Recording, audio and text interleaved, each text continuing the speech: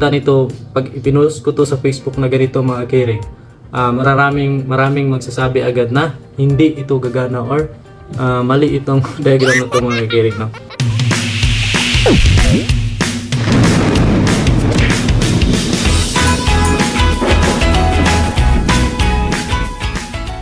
What's up mga kakirig? Welcome to my channel mga kakirig, no? Kakirig ETV, all about electrical tutorials and vlogs mga kakirig, no? So for today's video mga kakirig, so re-reveal ko na yung video ko mga kakirig, no? So itong start-stop na operation yung pinapuzzle ko mga kakirig. So 3 weeks na nakaraan. So dapat sana ni-reveal ko na ito 1 week lang mga kakirig, no? Simula ng pag-upload nito. Kaso medyo na busy tayo mga kirig kaya hindi ko napakita yung diagram nito agad-agad mga kirig, no? So ipapakita ko na ngayon sa inyo as promised at ipapaalam ko sa inyo kung sino yung nanalo sa puzzle na to mga kirig, no? So by the way mga kirig, salamat nga pala sa mga nag-subscribe mga kirig, no? So may 3,333 na po tayo at saka gusto po makita agad yung mga diagram, mga latest or exclusive diagrams natin mga kirig. So pwede kayong mag-join dito mga kirig, no? Magpa-member tayo. So andun yung mga diagrams ko na pinopost mga kakirig, no? So una makakita is yung mga members dito sa channel natin mga kakirig. So ngayon mga kirig, ipapakita ko na ito. Una itong diagram lang ng ginawa kong puzzle na to about start-stop mga kirig. So ito na yan. So ito na yan mga kirig, ito na yung sagot. Actually, walang nakakuha ng tamang sagot nito mga kirig. Pero mayroong isa na kinonsider ko na tama. Yun kay Sir Renante Magan mga kirig, no? As you can see mga kirig, sa diagram ko mga kirig, so hindi sa standard yung positioning ng mga auxiliary contacts mga kirig. Dahil yun nga, puzzle to mga kirig, so brainstorming mga kirig, no? So dapat mag-isip tayo ng diskarte sa ganitong sitwasyon mga kirig, no? So kahit hindi ito advisable or nire-recommend ko na gamitin sa actual na operation, at dahil lang ito ay puzzle lang mga kirig, kaya ito yung naging bunga ng malikot na pag-iisip ko mga kirig, no? So sa actual video mga kirig, gumagana naman ito. Pero sa mga pag makakita nito, pag ipinost ko to sa Facebook na ganito mga kirig, maraming magsasabi agad na hindi ito gagana or mali itong diagram na to mga kirig, no? Pero kung analyze lang natin to mga kirig, so gagana talaga to. Pero kasi minsan nasanay tayo sa common or minimorize natin yung mga diagram sa motor control, kaya kapag bago sa ating paningin sasabihin agad natin mali. Pero hindi ko po sinasabing tama ito gagawin nyo sa actual mga kirig, no? Or sa actual na operation mga kirig, no? Ito ay for entertainment lamang mga kirig or pampahasa sa ating isipan mga kirig, no? Kasi minsan kapag nasanay tayo sa simpleng bagay mga kirig, tapos makaharap tayo ng sitwasyon na need natin ng diskarte, so sa paglalaro ng motor control na circuit na gaya ng ganito yung ginagawa namin or ginagawa ko na puzzle, so ma-practice yung utak natin sa pagdiskarte kung paano. So by the way, i-explain ko yung nandito mga kirig, no? So kung makita nyo mga kirig, so sa puzzle ko mga kirig, so ang sinabi ko 7 auxiliary contacts lang yung gagamitin, no? So hindi kasali yung 8 auxiliary contacts mga kirig, na hindi kasali yung auxiliary contacts ng overload or yung TOR. So dito mayroong 1, 2, 3, 4, 5, 6, 7, 8 mga kirig, tapos dalawang relay, no? So si Sir Renante Magan, consider ko yung diagram niya as tama mga kirig, no? So sir, ipim mo ko para sa yung price mo sir, no? Para sa Gcash. Pasensya na kung medyo natagalan sir kasi medyo naging busy po tayo. So ngayon i-explain ko mga kirig dito sa diagram ko, no? So makikita nyo dito, itong switch mga kirig, ibig sabihin yung toggle switch ng mga kirig, pwede itong basta single pole, single throw na switch, push button na normally close, normally open. So ito yung relay, timer at saka magnetic contactor. So ito yung ginawa kong diskarte mga kirig sa puzzle, no, para ma-minimize or magamit yung mga auxiliary natin na limited. So by the way, sa timer mga kirig, so dito kung may nakikita kayong timer normally open at normally close na ganito yung symbol, so tapos may nakasulat na ins or instantaneous mga kirig. So sa hindi pa alam kung ano yung auxiliary contacts ng instantaneous mga kirig ng timer, so meron din akong explanation yun mga kirig at example. So ang instantaneous contact ng timer mga kirig, so on delay to ha. Once na mapasukan ng power yung coil ng timer, agad itong gagalaw, no? Hindi siya hindi ito magdedepende sa time set na ganito. So hindi kagaya nito sa ganito na symbol, no? So ito is gagalaw lang to siya kapag ma-reach na yung time set. So sa instantaneous mga kirig, kapag may pumasok na power supply sa coil ng timer, agad itong gagalaw. So kagaya nito, kunwari kapag mapasukan to, so mag-close ito at ito naman is mag-open, no?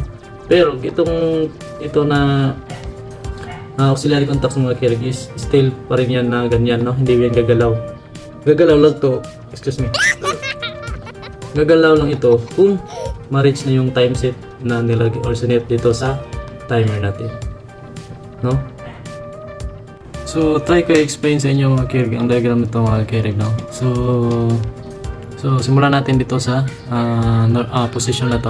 So kung si switch natin dito, yung selector switch or yung toggle switch or yung normal switch natin na on and off, pag open yan mga kirig, so si magnetic contactor natin dito is hindi yan agad na aandar kapag ma-press itong start na push button natin, no?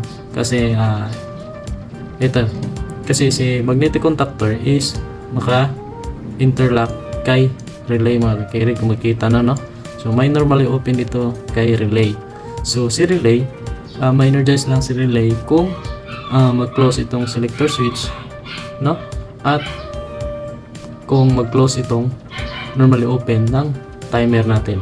So si timer dito, saka lang siya mag-close itong auxiliary contact kung ma-reach na or ma-supplyan yung coil niya mga kirig, no? So kung makikita naman ninyo dito sa timer na coil, so naka-interlock din siya sa push button switch na normally open natin at saka kay MC or kay magnetic contactor na holding auxiliary contacts. So ito nga, kapag open pa to, so ito yung mangyayari na operation kay magnetic contactor, no? So yun nga, pag open pa, so pag-press natin, kung i-short press lang natin tong push button natin, short press mga kirig, yung biglaan na, so hindi gagana yung magnetic contactor natin kasi nga may open dito mga kirig, no? So ang gagawin natin mga kirig is kailangan pa natin i-energize si timer dito mga kirig para ito ay mag-close para masupplyan si relay coil, no? So yun yung sa video ko mga kirig, na kailangan mo munang kapag naka-open or naka-off position yung selector switch na nilagay ko, is dapat mong ilong press itong push button natin. So kunwari kapag na-long press na natin yan, so dadaan na yung kuryente dito mga kirig. So ang line to is close din yan, no? Kasi may normally close yan na lahat. So kapag nasupplyan na ng kuryente si timer natin mga kirig, so si timer na yung mga instantaneous contact ni timer is itong open is mag-close agad, while itong dito na auxiliary contact ng timer is mag-open yan mga kirig. So bali si magnetic contactor hindi yan gagana kasi naka-open to mga kirig, no? So kunwari pag umabot na sa 5 seconds time set mga kirig, so itong mga auxiliary contacts ng timer is magko-close na yan mga kirig. So dadaan na yung kuryente dito patungo kay relay, no? So while ito naman mga kirig is kung mag-open to, so mapuputol yung kuryente dito mga kirig, no?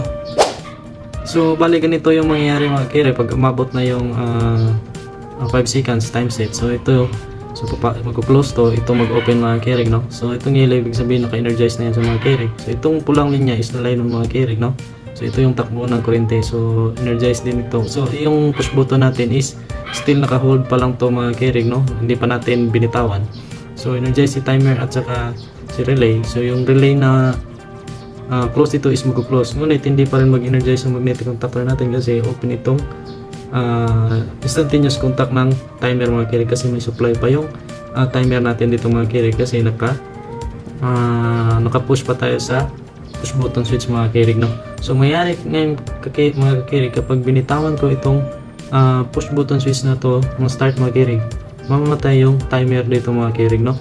Kasi ito lang yung nagsusupply kay timer itong sa push button natin mga carry. So bali ganito yung mangyayari. So bali ganito na mangyayari mga carry kapag bibitawan na natin yung push button switch mga carry, no? So si relay is still na ka-energize yan mga carry. So pulayan natin, ka-energize yan. So ngayon si timer mga carry is hindi na yan ma-energize kasi mapuputol na yung supply mga carry, no? So dito na position si relay lang yung naka-energize. Tapos yung relay natin is hindi yan mamatay kasi may holding contact sa dito mga carry. So dito na dadaan yung supply sa line 2. So dito naman sa timer mga carry, kahit naka-close out sa circuit ng magnetic contactor mga carry, so ready na ma-supplyan yung contactor natin mga carry, no? Kahit at itong normally close na relay naka-close mga carry. Tapos yung timer natin dito hindi na yan mag-energize kapag pre-release natin ulit tong push button, kasi ito is mag-open yan mga carry, no? Open yan mga carry kasi naka-energize yung relay natin dyan mga carry. So kapag kunwari i-press natin ulit itong push button na to kahit short press lang, so mag-energize na yung magnetic contactor mga carry, kasi kompleto na yung linya niya mga carry, wala na putol kasi naka-energize na yung relay. So pagka-press natin, so mag-energize na yung magnetic contactor natin mga carry. So bali ganito na yung mangyayari na setup. So ito na mangyayari mga carry, no? Kunwari na press na natin, na short press na natin yung push button natin, so mag-energize agad yung magnetic contactor natin mga carry sa ito mga carry. Pero kahit na ilong press mo mga carry, hindi gagana yung timer mga carry kasi yung line to niya is putol, no? Kasi pinutol ni timer ni relay, naka-interlock siya kasi may normally close tayo dito nilagay ni relay, no? So ito yung unang process sa operation sa puzzle kong mga carry, no? So siyempre kapag i-press natin yung push button na to dito mga carry, mamamatay ang relay at saka MC magnetic contactor, kasi dito lahat dumaan yung kuryente mga carry, no? So kahit may holding contact yung magnetic contactor natin dito mga carry, at kapag mamatay pa rin sa magnetic contactor kasi mag-open itong relay mga carry, no? Kapag mamatay si relay, open to, so patay lahat. So ito yung una na operation. So ang pangalawang operation mga carry is kapag i-close na natin itong switch, no? So sa pangalawang operation, kapag na-close yung itong selector switch mga carry, so wala nang long press na mangyayari na magaganap, or ano ba yun? Wala nang long press na magaganap dito mga carry. So short press lang to, agad na under yung magnetic contactor, no? Kapag na-close itong switch. So hindi pareha kanina kapag open to, so need mo pang ilong press to para mapagana ang si time, need mo pa first ilong press or dalawang need ilong press first para mapagana itong relay, para pag second press mag-activate na yung timer. So yung again. So hindi pa rin kanina na pag open to, so dalawang beses natin to pipindutin, pero yung unang press natin is long press, no? Bago mapa-under si magnetic contactor. Pero dito kapag i-close natin to, so yan mga kapag na-close, na-close itong selector switch natin or yung switch natin, so ito yung mangyayari sa circuit, no? Kapag close nito, mag-energize si relay kasi kompleto yan, yung line to niya. So pag energize niya, ang open magiging close, so ito yung magiging dadaan din kuryente dito, so ito mag-open to kasi normally close. Tapos ito naman is mag-close. So kung makikita nyo sa line 1 ng circuit ng magnetic contactor is kompleto na, no? So siyempre pag short press mo yan, under agad yung magnetic contactor kasi kompleto na yung daanan ng kuryente. Pero yung timer dito natin mga kaya hindi yan mag-energize kasi naka-interlock yan kay relay. So bali ganito yung mangyayari kapag i-press na natin tong, kahit short press lang tong yung push button natin. So balikan yan ang mangyayari kapag pagkatapos na ma-press natin yung push button. So mag-energize si MC agad-agad. So kung i-press natin tong push button natin na stop, so siyempre patay lahat na yan sila. Pati sa magnetic contactor, kahit may holding contact siya dito, no? Mamatay si magnetic contactor. Kasi naka-interlock siya kay relay dito mga kirig. So kung gusto nyong makita yung galawan talaga nito, so mag-download kayo or gawin nyo sa CMU Relay app mga kirig, no? So makikita nyo doon sa CMU Relay app yung mga galawan nito. So kopyahin nyo na to mga kirig. So kung gusto nyo itong i-try mga kirig, so try nyo to mga kirig, no? Pero ingat lang mga kirig kasi baka malito kayo kasi ang iba nasa line 2 at ang iba nasa line 1. So hindi talaga ito advisable na i-apply sa actual na operation mga kirig, no?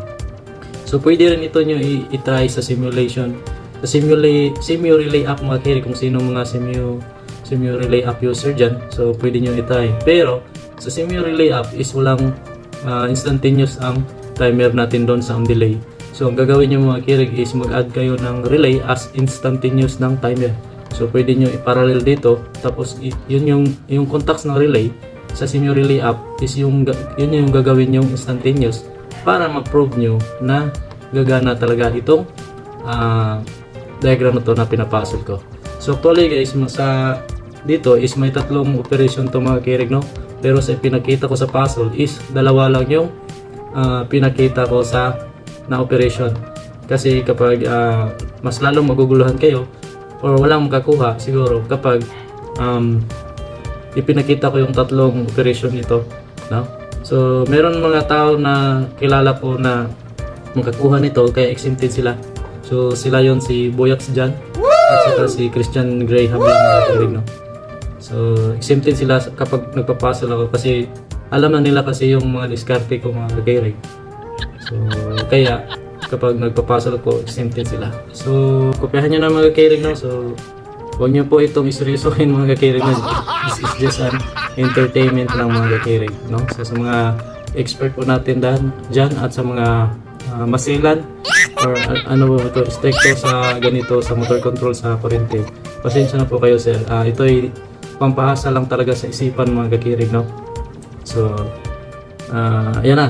So next na ipapakita ko next video is yung forward reverse na puzzle ko mga kirig. So re-reveal ko yun ang diagram at kung sino din yung nakakuha nun. So salamat mga kirig. Please don't forget to like, share, and subscribe. Salamat!